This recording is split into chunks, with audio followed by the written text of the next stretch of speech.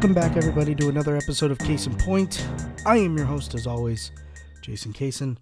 We have episode 38 today, and we still have sports going on, people, so we get to talk about some stuff.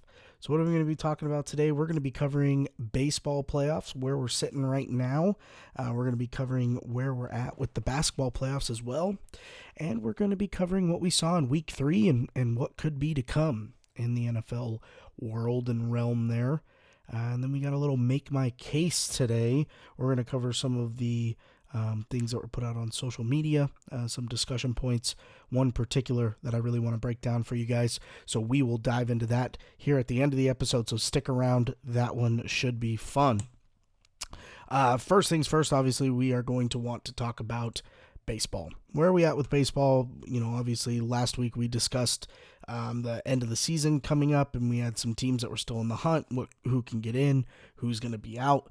We ended up rounding out the regular season, getting teams into the postseason, and we've actually already completed most of the wild card round within this week. So where we're sitting right now, today being Friday the 2nd, we still have the Padres and the Cardinals playing Game 3 to decide who will move on to the next round, the divisional series. And then we have the Marlins and the Cubs playing Game 2. This would be Game 3 today, but unfortunately yesterday's game was rained out, so Game 2 was pushed to today. So if the Marlins win, the Marlins will move on. If not, the Marlins and Cubs will play tomorrow, and that will be Game 3. And with the Padres and Cubs, or Padres and Cardinals being Game 3, whoever wins moves on to the divisional series. The AL is already decided. So in the divisional round, we have the A's and the Astros, and the Rays and the Yankees. So the one thing that I've never really liked about the baseball playoffs is I feel like once you get to the divisional rounds, you get a lot of interdivision matchups, and especially with adding more teams, it just played out to be more true, especially in the AL. You look, the A's and the Astros, that's the 1-2 punch for the AL West. Then you look at the Yankees and the Rays, that's the 1-2 punch for the AL East. So you literally have two games of 4 teams that have played each other the most throughout the regular season. Makes it easy as analysts to kind of determine who we think is going to win, because we've seen these teams play each other a lot. But I feel like when come playoff time, beating up on opponents, or, especially divisional teams, when you match up so well against them and you play them the most and you know what to expect, you're not necessarily getting that surprise factor when the playoffs come in. Now, when it comes to the A's and the Astros, you have a lot of beef between those two teams, especially with, anyone has beef with the Astros right now with the cheating scandal. But there was quite a big brawl that broke out earlier this year between the A's and the Astros. So we'll see how that one plays out. We'll see if the Astros can come out on top being the away team, and if the A's can make it to the next round to potentially fight for a World Series bout. We'll see how that one goes. On the other side of the AL with the Yankees and the Rays, right now the Yankees regular season really dipped down due to injury, and with everyone coming back and being healthy, they match up really well against the Rays. The Rays get there with, smart play, fundamental play, and pitching. Well, the Yankees can crush the ball out of any ballpark by any pitcher throwing it. So it really puts the Rays at a disadvantage. Now, if you were to say Rays versus A's or Rays versus Astros, I think the Rays, move on pretty quickly. I think that they match up against a lot of teams really well. The teams that they won't match up well against are teams that have a lineup full of hitters, like the Yankees, like the Dodgers, like the Braves. And being matched up with the Yankees right off the bat has got to be a tough pill to swallow for the Rays. We'll see if the Yankees can keep their hot streak going. I know that they absolutely dominated last round, just jacking bomb after bomb after bomb. So hopefully the Rays can stop that, but if not, looks like the Yankees will be advancing. I actually have the Yankees advancing out of this series, and then in the A's and the Astros, I have the Astros moving on as well. In the NL, that's the only, obviously the other league. Neither of the games have been decided, since both wild card games that are today will determine who the next team plays. So the Dodgers will be awaiting the winner of the Padres and the Cardinals. Again, if the Padres move on, you have another interleague or interdivision matchup. And then the Braves will be playing either the Marlins or the Cubs. So, where that leaves us with matchups that whether the Padres or the Cardinals win, it leaves the Dodgers in a good position. The Padres' bats scare me a little bit, but their pitching does not. Cardinals or vice versa. Their pitching kind of scares me, but their batting does not. Their fundamental defensive play is great, but the Dodgers don't necessarily rely on you making mistakes. They're either going to hit the ball hard enough to get base hits, or they're going to hit it hard enough to hit it out of the park. I honestly, in my opinion, I have a feeling that if the Padres move on, I have a feeling the Padres have a better chance of beating the Dodgers than the Cardinals do. And I would actually pick the Padres over the Dodgers if the Padres move on, strictly because it goes back to the other side of the coin of playing the same divisional opponent over and over and over. You know what you're going to get. You've seen it enough. And if you can stay hot at the right time, that's what carries these teams to world championships. We talked about it all earlier this year when we discussed what the playoffs would look like, and with the Nationals last year winning it, the Nationals were not the team to pick. The Nationals were underdogs in most of their matchups, but they got hot at the right time. So I would actually, in my opinion, I would take the Padres at the move on. If the Cardinals move on, I think Dodgers will move past them pretty quickly. As far as the Braves taking on the winner of the Marlins or the Cubs, I think both of these teams are lucky to be in the playoffs. The Marlins not necessarily having the talent of any playoff team that's available, and the Cubs having the talent, just not being able to put it together. I mean, they have Javi Baez, Chris Bryant, Anthony Rizzo. I mean, the list goes on and on for these guys. Their pitching is good, or should be good. But they just didn't put it together all year, and they were lucky to kind of squeak their way into the playoffs. And same with the Marlins. I think the Braves handle either of those teams pretty easily. We'll see how they match up next time we talk and see where we're at. Another league that's in playoffs would be basketball. So the NBA is actually down to the finals now. Last time we talked, we had Lakers, Nuggets, and we had Heat, Celtics. Lakers were able to finish off the Nuggets pretty quickly, and they were able to secure their spot and another spot for LeBron in the finals.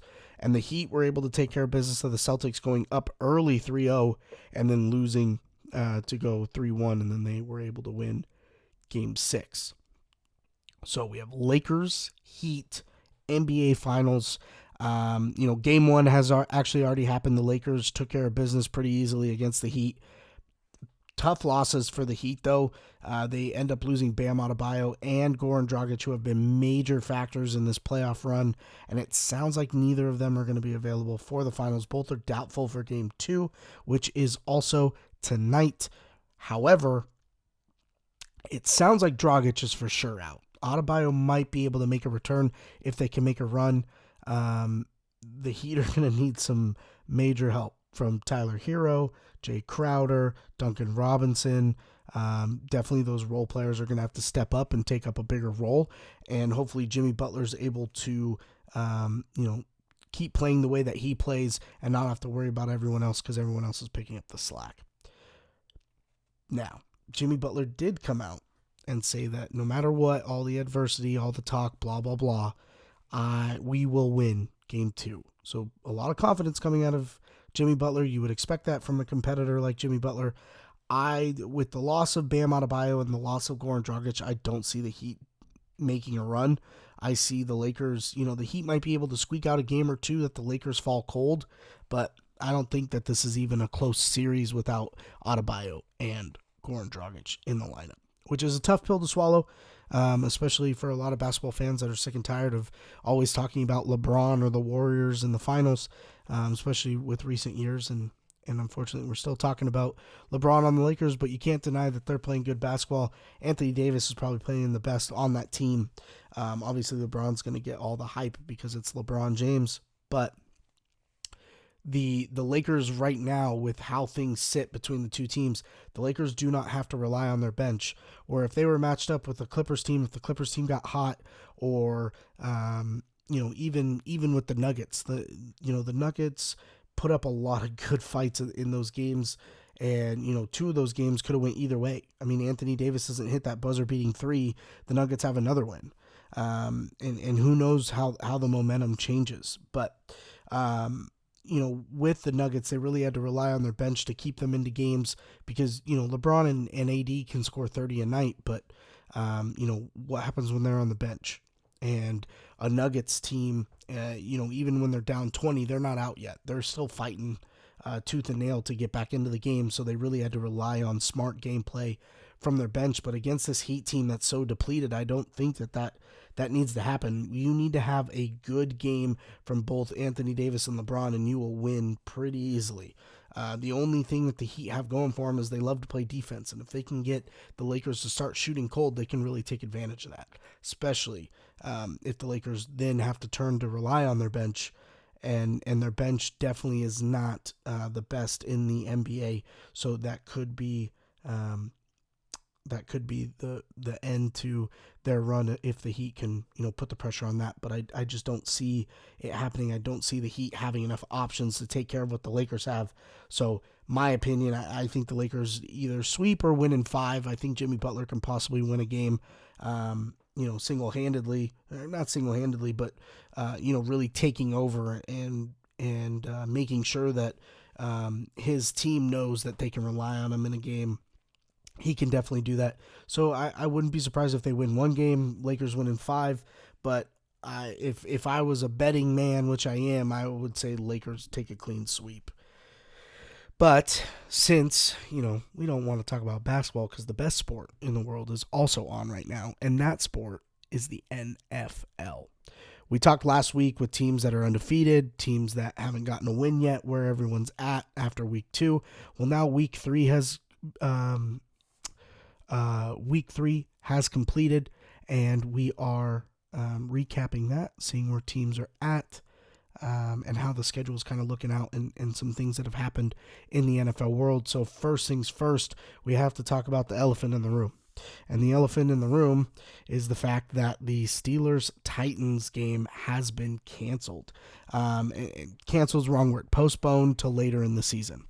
How did we get here? How did this even happen? So after the Vikings-Titans game, the Titans went back to their facilities where, remember, NFL players are tested every single day.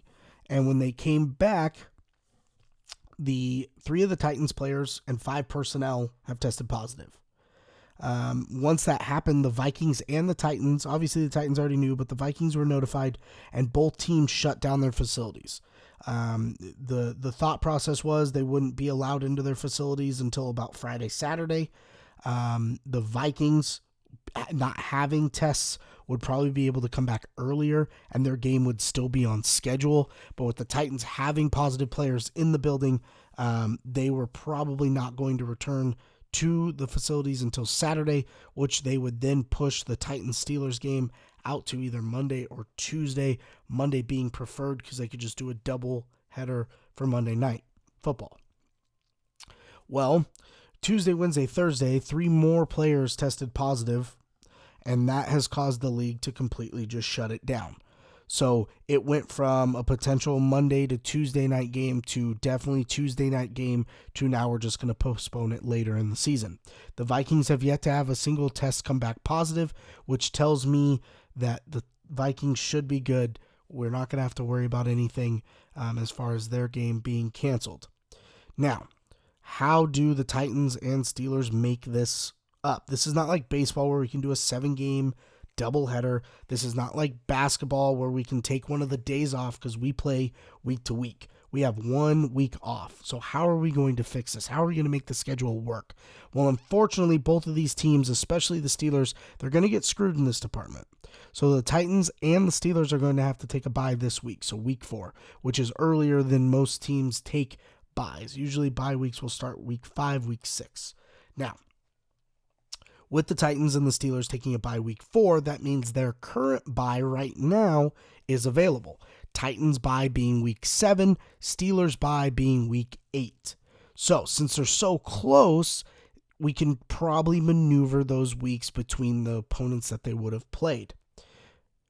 With That being said, the Steelers and the Ravens play week 7, which is the same week the Titans have a bye.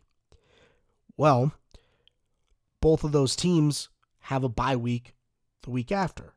So if the season were to go on without any postponement, the Steelers and the Ravens would play week 7, and then week 8, both teams would have a bye. The Titans would be off week 7 and then play week 8.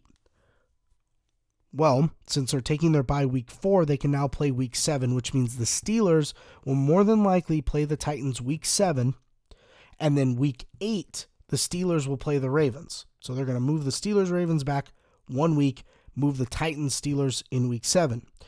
To do that, the Ravens would then change their bye week from week 8 to week 7. Obviously, this is musical chairs with scheduling. This is not something that's going to be approved right now because there's so many teams involved.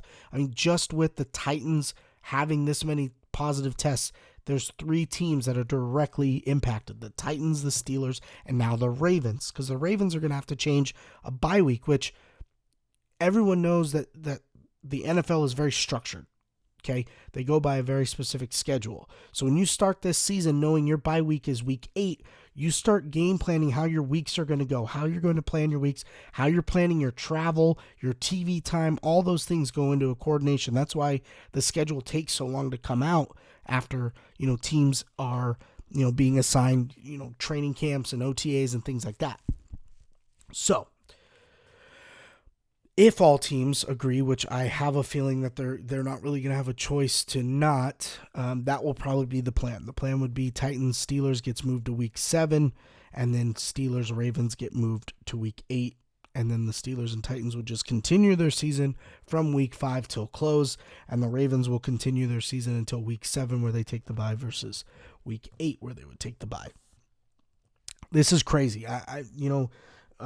We talked about COVID and baseball's been through it and basketball's been in a bubble. Hockey's been on a bubble. Both of those leagues went off without a hitch. So, baseball had some positive tests. They were able to make up with double headers. I mean, it's inevitable. It's going to happen. But with football, it was, they extended practice squads. They extended or expanded on their IR protocols. So you can be on a quote-unquote COVID list where you would have to be quarantined, and the team can then pick up a player to make up for that roster spot that they would lose since you are on that list. Whereas before, like if someone was sick, they're not going to put them on the IR because if they put them on the IR, they have to be out for most of the season, if not all of the season. And teams would have to do that to bring another player in. But if they were sick and they're only going to be out for one game, you're not going to put them on IR, which means you can't sign another player.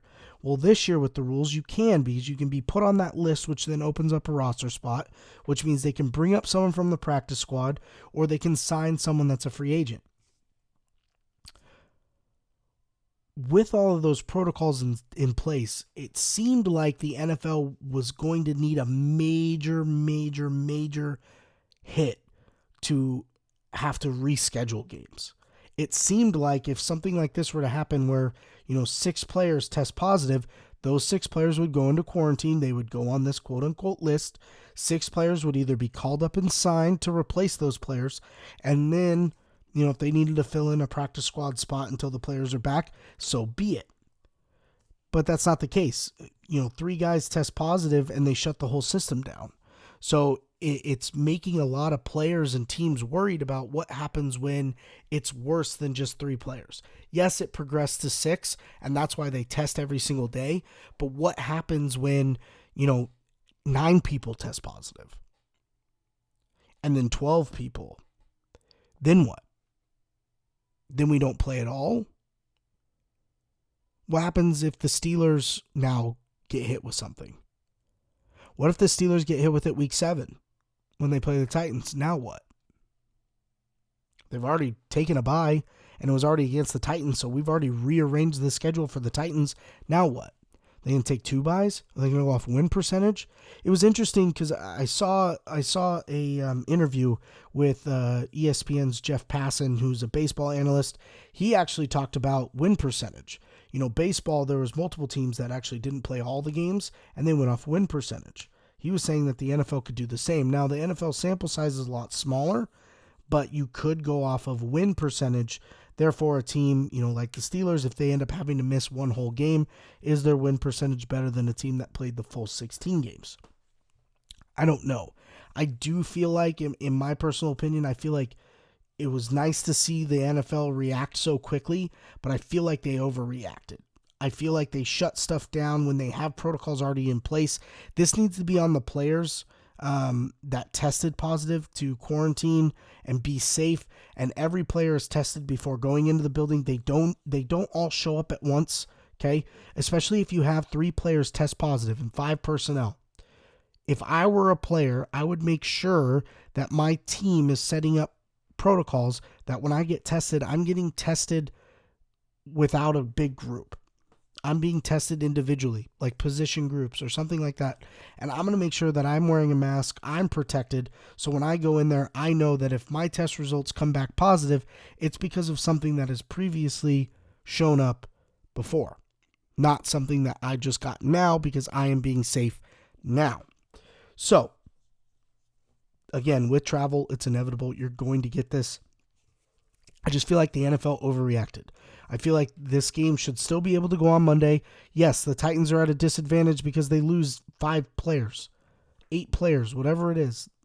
Whatever it ends up being come Monday or Tuesday, yes, they lost those players, but that's why we added these protocols. That's why these teams are spending more money on contracts to keep people in the building and on their practice squads.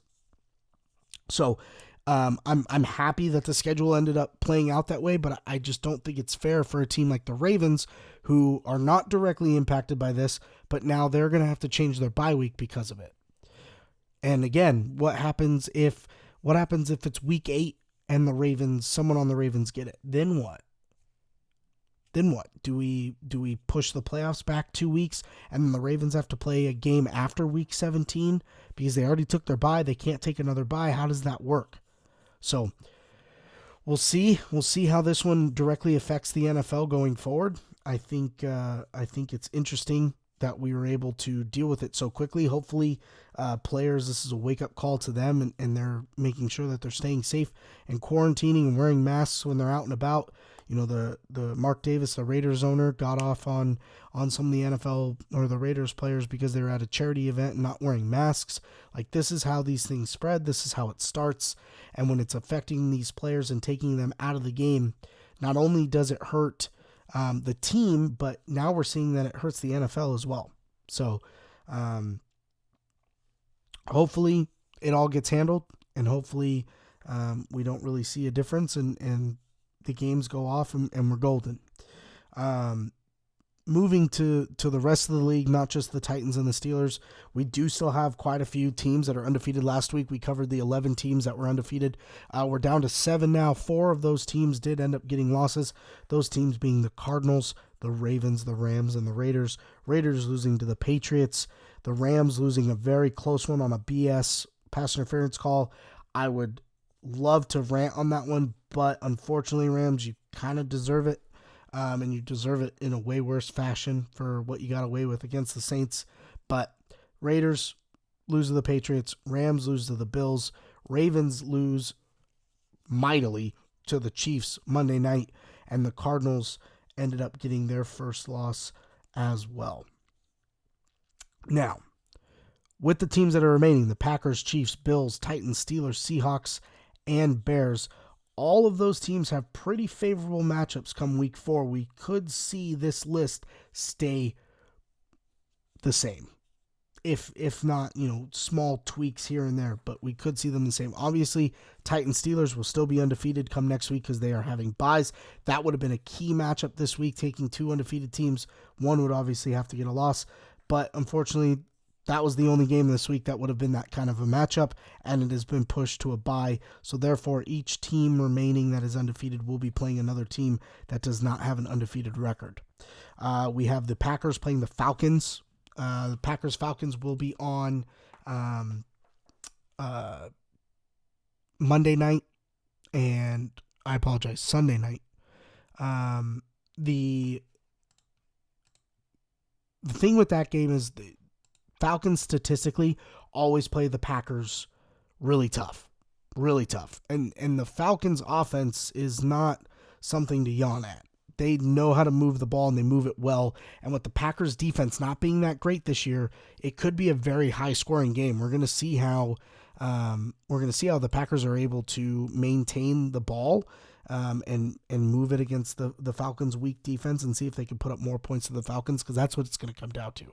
It's going to come down to who has the ball last and if they're able to put it in the end zone or not.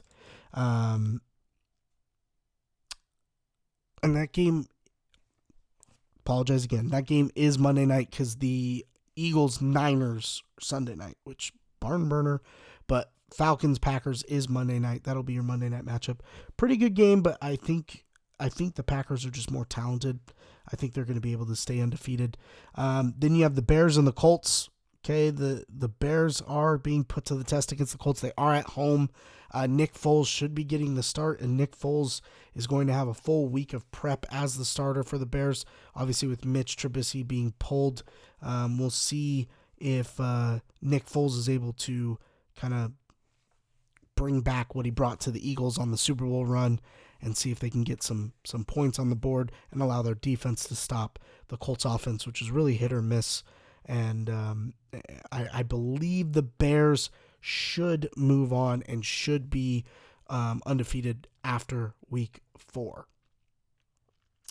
Now, Kansas City probably has the toughest matchup of these, and it's actually one of my matchups for the week because you can never count Bill Belichick out. And the way Bill Belichick shut down the Raiders offense, which has been pretty high powered these first few weeks, he was literally able to shut it down, take Darren Waller completely out of the situation, and slow Josh Jacobs down. We'll see if he can do the same thing to a very high-powered Chiefs offense. So that's going to be a good matchup. Then you have the Bills facing the Raiders. Raiders still dealing with a lot of injury issues. They actually just had their starting corner go down on the IR, so they are down to a lot of players that are not going to play. There are some players that are still questionable that probably should have went on the IR, but the Raiders didn't put them on the IR.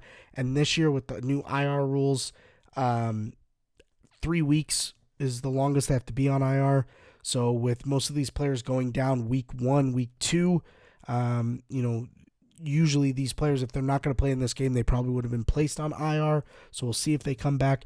But the Bills are playing hot right now. They did get bailed out against the Rams, but nevertheless, they were able to keep up with a high-scoring offense, and they were able to, make a last-minute drive and put a win together, which is key in the NFL.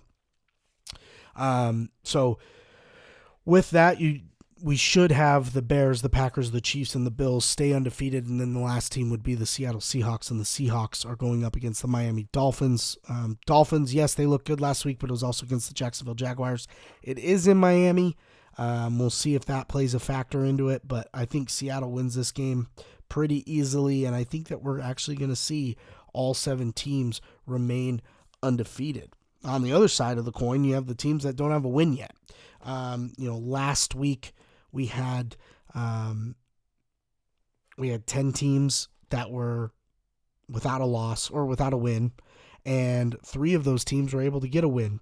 One of those teams being last night, week 4, the Broncos were able to capture a win, so they are off this list. The Panthers were also able to get a win, and the Lions as well. So that takes our 10 down to our 7, which leaves us the Giants, the Falcons, the Texans, Eagles, Jets, Vikings, and Bengals. Now, the Eagles-Bengals, that was one of the games that we highlighted last week that we should have a team get a win. Well, unfortunately, they tied. So we still have a winless Eagles and a winless Bengals team.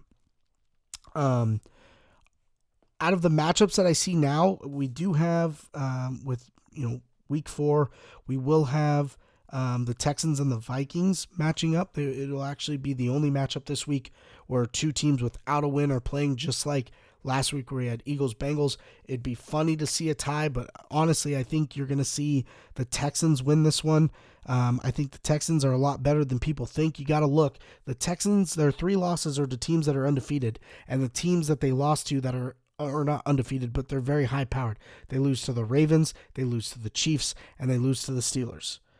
Those are not easy teams to beat. So they were put in a tough situation. They're playing a Vikings team that has not played up to to their standard. So I think the Texans can definitely get a win here, and I think that the Vikings will remain without a win. Eagles will be playing the 49ers on Sunday Night Football. This is a good matchup for the Eagles. I think the Eagles definitely have talent. They are banged up, but they're playing a team that's even more banged up in the 49ers. 49ers have over 12 starters that are not playing.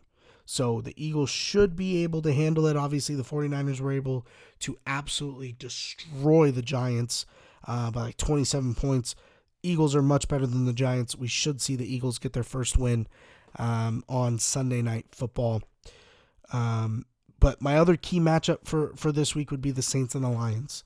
And the reason why is there's a lot of talk about Drew Brees not playing up to his high standards, losing to the Raiders, losing to the Packers. Will he be able to avoid starting the season 1-3? And he has a good favorable matchup against the Lions, but the Lions are coming off of a win. The Lions just beat the Cardinals, okay, an undefeated team. They were not expected to win. They played great. Can they keep the momentum going, or are the Saints going to bounce back? So be on the lookout for those games. My key matchups, we already talked about a few of them, but we have we have Texans, Vikings, we have Patriots, Chiefs, Bills, Raiders, Eagles, Niners, and Saints, Lions. Now, when I started this episode, I said that at the end we were going to kind of talk about some things in the NFL world. There was one article in particular that I really wanted to dive into, and that was the ESPN article. They put out, which quarterback would you want in the game to bring you back to win the game on the final drive. And they put pictures of Patrick Mahomes, Russell Wilson, Aaron Rodgers, and Tom Brady. To which I thought, I don't even know if the guy that I would pick is on this list. So I'm going to make my own list. And we're going to do that in this week's episode of Make My Case. It's time to make my case. Who's right? Who's wrong? That's for myself to decide. All right, guys. So on this week's episode of Make My Case, I am not only going to be making my own list, but I'm going to be comparing the two lists of ESPN's 4 and my 4, therefore my 4, and we're going to pick a winner out of that. How I determined my 4 is I actually went through it, and instead of looking at, because ESPN's list is going to be off popularity, okay? Patrick Mahomes is extremely hot right now, and he's playing great football, best quarterback in the league without a doubt. And then obviously so is Aaron Rodgers. So is Russell Wilson MVP candidate. And then Tom Brady being in a new place in the Buccaneers and still being the quote-unquote greatest quarterback of all time. So they're going to be on the list. Well, I looked at this list and I knew right off the bat there was two quarterbacks that were not on this list that deserved to be on this list, that being Matthew Stafford and Drew Brees. But instead of me just adding those players to the list, I wanted to do some research and see if I was right. So what I did was I looked at some stats that compared QBRs, completion percentages, pressure passes, are they able to, complete passes under pressure, and, how are they able to manage tough situations. So to gather this info, I went through all those stats through their careers, and I basically took, the top 15 quarterbacks right now, because it wasn't all time, it was current. So I took all those players, I eliminated all rookies, I eliminated all 2-year players, and I just took the remaining quarterbacks. I brought it down to a list of 15, and I put together my top 4, and with all my research, my top 4 would have been Patrick Mahomes, Matthew Stafford, Aaron Rodgers, and Drew Brees. So for the sake of this argument, since we're using ESPN's criteria to start, I kept the two common players in Rodgers and Mahomes, and then I added my 2 to the 2 that were also in ESPN's. So it made a list of 6 quarterbacks. Those quarterbacks being Patrick Mahomes, Matthew Stafford, Aaron Rodgers, Drew Brees, Russell Wilson, and Tom Brady. Okay, of that top 15 list that I started with, they were actually 1 through 8, or 1, 2, 3, 4, 5 7 and 8. With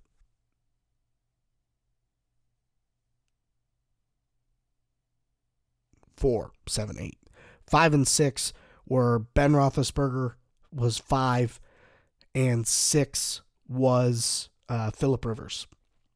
So, and then compiling all my stats, I was able to eliminate Ben Roethlisberger, eliminate Phillip Rivers, and then my top 4 came out to be Mahomes, Stafford, Rodgers, Breeze, which then I meshed with ESPN's. Now, how we're going to determine, now we're going to look at different stats to determine who we would pick out of these 6.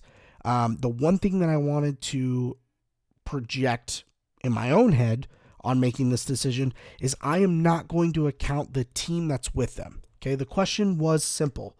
Which current quarterback would you want for a final drive to win a game? It does not say which team. It says which quarterback. So I wanted to make this fair. I wanted to pull an offense that had a little bit of everything to make every player more likable in this scenario. For instance, Matthew Stafford. He is on this list and he hasn't ever had more than 2 targets to throw to, nor has he had a stellar running game. So for him to be on this list is impressive, knowing that he doesn't have the talent around him. So I wanted to make this fair. What would it look like? Obviously, I'm going to take his stats, I'm going to put his stats into it, and then I'm going to account for talent. So if Matthew Stafford is throwing 60%, easy math, 60% with his team, I'm adding 2.5% per target.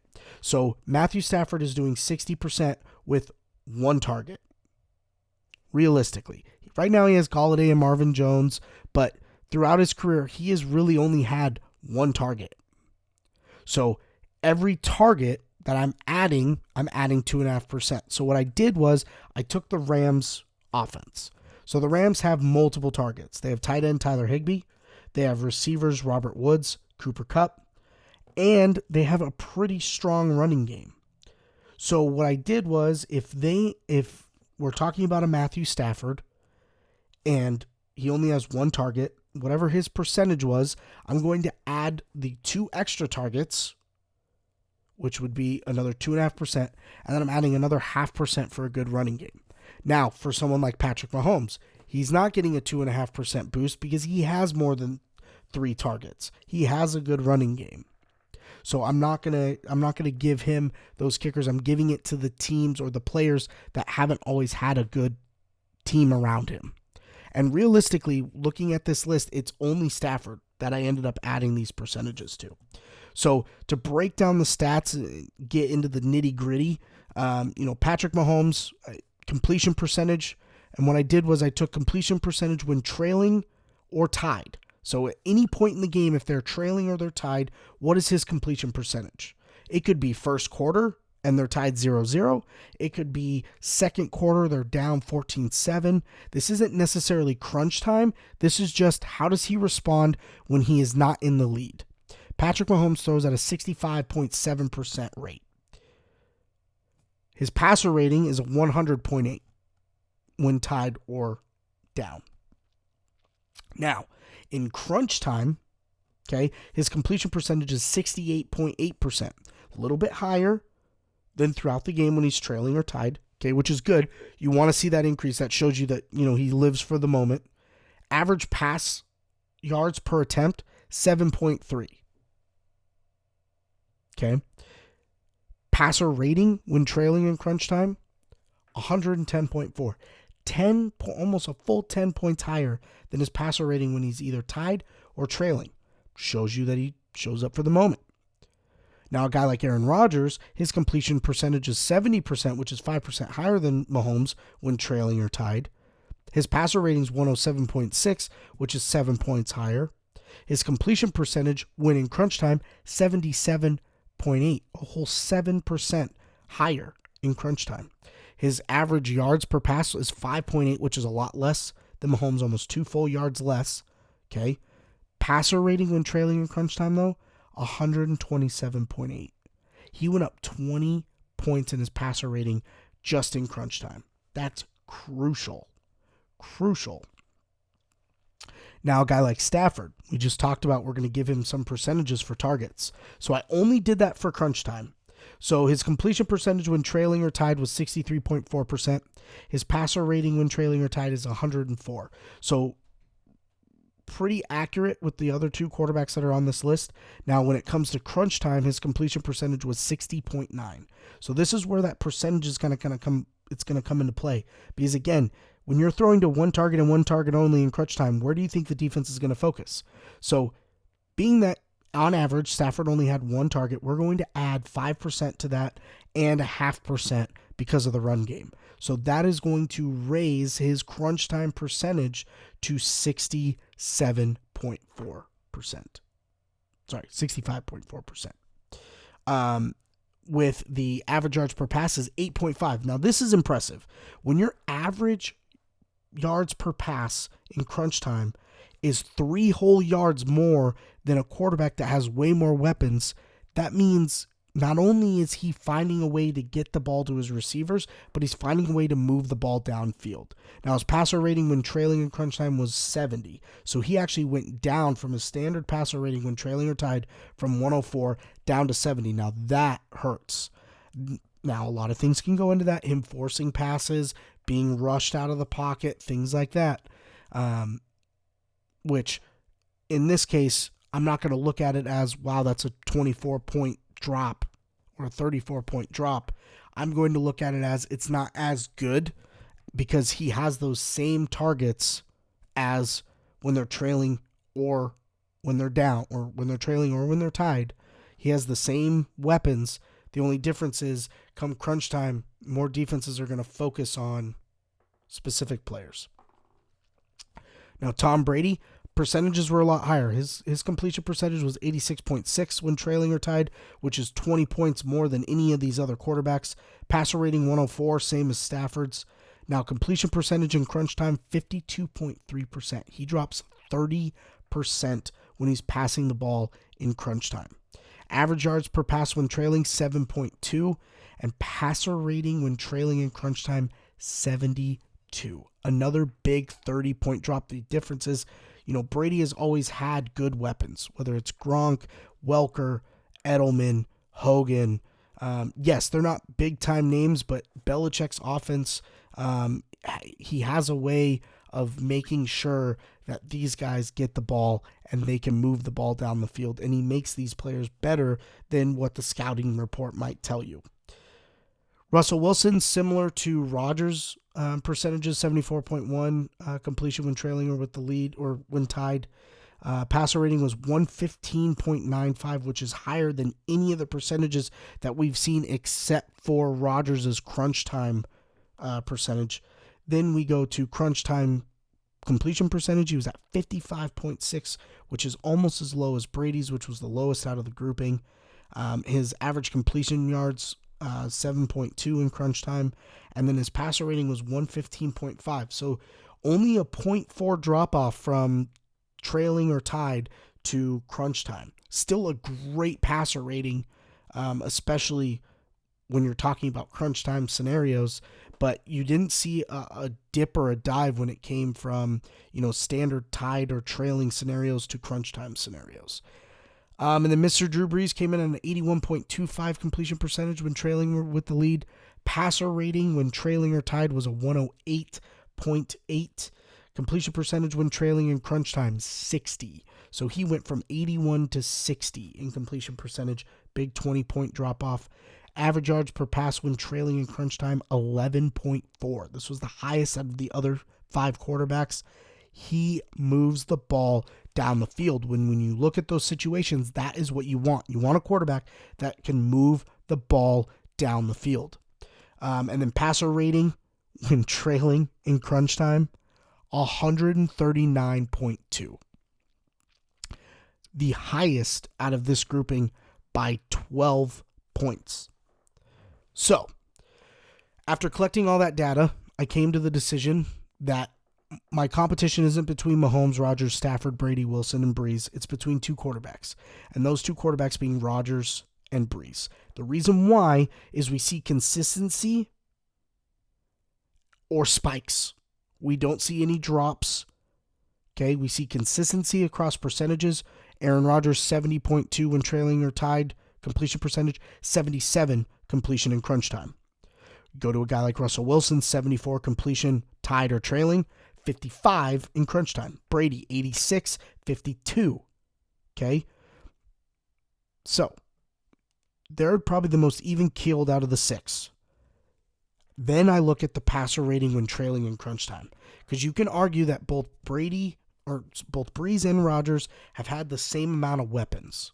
Okay? They usually have one really good receiver, and they usually have one good target at tight end, and they have a pretty good run game. Not an outstanding run game, but a pretty good run game. As of late, Breeze has had Kamara, but usually before that, it was a pretty good run game to keep the play action in play. But what really sets one of these guys apart from the other is their ability to move the ball downfield. And that's Drew Brees. Drew Brees is moving the ball 11.4 yards per completion in crunch time at a 60% rate. They're moving down the field. Rodgers is 50 or 5 yards at a 77 completion rate. Yes, he's completing more passes, but it's for less yards. But Brees is not who I'm going with. The guy I'm going with is Aaron Rodgers. And the reason why I'm going with Aaron Rodgers is Aaron Rodgers has an X factor. He can extend plays. He can scramble. And when you're talking about a team, you're not getting just the Packers. You're getting the Rams offense, which has a better offensive line, which means less pressure, has a decent, similar running game, okay, which still allows the play action to be in play. But now Rodgers has two legit receiving targets. Not guys like Alan Lazard or Marquise Scantling, like Valdez Scantling. He has two legit targets in Cooper Kupp and Robert Woods. Not to mention, also has a tight end target like Tyler Higbee. So I'm taking Rodgers all day when it comes to comparing these two. Brees is a very, very close second with his ability to drive the ball down the field. Now, if Breeze's completion percentage would have been like a 70 or an 80, I would have went with Brees. I think with Rodgers' completion percentage being much higher, even though his yards isn't there, I'd like to see his yards to be more. But if Breeze's completion percentage was a little bit higher, I would go Brees there. But for the sake of this experiment, I'm going Aaron Rodgers. That's the quarterback I'm running out on the field. Now, give Mahomes 4 or 5 years, putting up good numbers or being in situations where he needs to do this, because that's another thing that's going to knock a guy like Mahomes or knock a guy like Brady. When they're in divisions that are much weaker and they're not put in these scenarios, their numbers aren't going to be represented like a Rodgers or a Breeze or a Wilson or a Stafford who have to fight every single game to get a win. Give Mahomes 4 or 5 more years, I guarantee you his numbers look very similar, if not better, than Aaron Rodgers. So, that's my case. I'm sticking with Aaron Rodgers. That's who I'm going with. So, you're welcome. Hopefully, all you guys either agree with me or politely disagree with me. Let me know who you think you would put in that scenario. I know, obviously, with being a fan of a certain quarterback, you want to put that quarterback in there. But if you feel like a quarterback was left off this list, let me know. Hit me in the comments on YouTube, or you can hit us up on social media. But before we get out of here, we know what day it is. It is Friday, which means Fantasy Football Foursquare Friday. And we have the fam here. So as we get you guys out of here, we'll get you our picks so you guys can make your votes and start climbing up that leaderboard to win some of these prizes. So without further ado, here's the fam.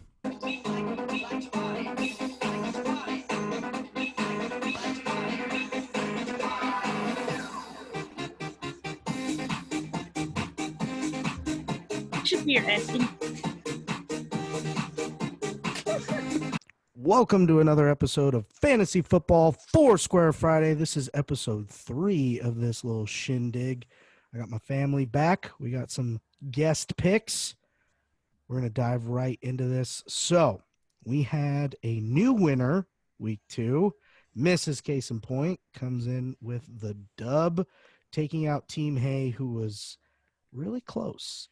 But me and Mr. Panda need to step our game up because we are playing like doggy doo-doo. So, Speaking of doggy doo-doo, Mr. Panda, who do we got Wow. this week? First off, let me say, what a rude way to speak to your co-host. I am thoroughly disappointed. I am going with, for my quarterback, Mr. Aaron Rodgers. I have a feeling you won't be hearing, or you'll be hearing his name a few more times. I'm going for my flex player. I'm going Tyler Lockett. For my kicker, I am going Randy Bullock from the Cincinnati Bengals. And I'm going with the Bengals defense as well. Nice. All right. Runner up to last week, Team Hay. Who do we have? All right, quarterback, I have Patrick Mahomes. Flex, I got Alvin Kamara. Kicker, Justin Tucker. And defense, I have Ravens. Good picks. Mrs. Point, what do we got this week? I'm actually going to do total for my quarterback and pick Dak Prescott. He's actually done well, so we'll see how that goes. Picking Kamara again this week, and for my kicker, Mason Crosby again. And for my defense, I want to pick the Steelers, but I don't know if they're going to play. So I would say my first choice is the Steelers if they play, but if they don't play, we don't pick on hypotheticals. So who we? I'm gonna pick. I want to pick the Steelers again. They've done really well. Okay. But So, if they don't play, nope. If they don't play, 0 points. I'm gonna pick the Chiefs. So you're picking the Chiefs defense. If I have to. If the Steelers aren't playing. Nope. You're picking the Chiefs. If I wouldn't have started Julio Jones, I would have won last week. So Fair enough. Okay, so to recap, we got Prescott, Kamara, Crosby, and the Chiefs defense. Sure. But I'll be nice and give you the Steelers if they play. Thank you. Okay. What? She's my wife. What am I going to do? I'm going to sleep next to her. All right. For my picks, I am going Mr. Rogers, not the neighborhood. Kamara. I'm going Mr. Goskowski as my kicker, and the Rams defense. So, Mr. Panda, we got some Bengals that we picked. Why did we pick Mr. Bullock and the D? So part of the reason why I picked those two is because I was originally thinking about picking Joe Burrow as my quarterback. Speaking of the D. Yeah, hey. But the Bengals defense offense has been really clicking the last few weeks. So I think Randy Bullock is his name. Reggie Bullock's a different person. Also a good football player. Yeah, true. I think you'll get a lot of opportunities to kick the ball. And I think you'll get some good points for fantasy owners. And barring Jacksonville doing whatever the hell they did last week, I think the Bengals defense can make some moves. I like those picks. Underdogs, but I like them. I think that's why I picked Goskowski, is because they're going up against the Steelers. Steelers potentially. The Steelers like to, settle for field goals. I feel like the Titans are going to be in a lot of situations where they can't pound the ball into the end zone and the red zone, so they're going to be kicking a lot of field goals. Good picks. Good picks there. Mrs. Point, going completely off track, away from your guy, Mr. Aaron Rodgers. Why Dak Prescott? What made him stand out over all the other quarterbacks? I'm going to give him a chance. I actually have him on my fantasy league, and he's been doing very well. He did really well this last week. And they play the passing yards. Browns this next week, so we'll see. I think he can do well. Good pick. And then Team Hay, we took Patrick Mahomes. Why did we take Patrick Mahomes? So I originally picked Russell Wilson because he's consistent and puts up good points. But I changed my mind and chose Patrick Mahomes because he also has been putting up very high points. Last week, he put up 50 points in fantasy against the Ravens, which has a very good defense. but he's going against the New England Patriots. And he just found out he's going to be a dad. So, therefore, he is going to play spectacular in my mind. I have 2 kids, and when I found out I had a kid, didn't make me really good at football. Well, see, Patrick Mahomes is already good at football. It made you a better podcaster is what it did, Oh, Jason. that's what it was. Thanks for the rebound. So anyway, that's why I'm going with him. Sounds good. Well, I think good picks. Hopefully the outcomes are a lot better for me and Mr. Panda this week. And hopefully they're a lot worse for Team Hay and Mrs. Point. So we girls. can finally take a dub. I'm getting sick and tired of this finishing in 3rd place bull crap. So anyways, thank you everyone for watching. I appreciate the tune in. If you are watching this at the end of Friday's episode, then thank you. If you are just voting off of this from everything that we post on social media, make sure that you like the page and subscribe to the channels.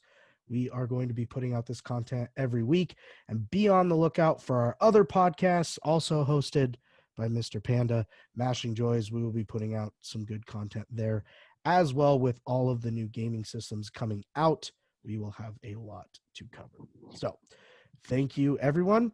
And as we end every episode, may the sports be with you.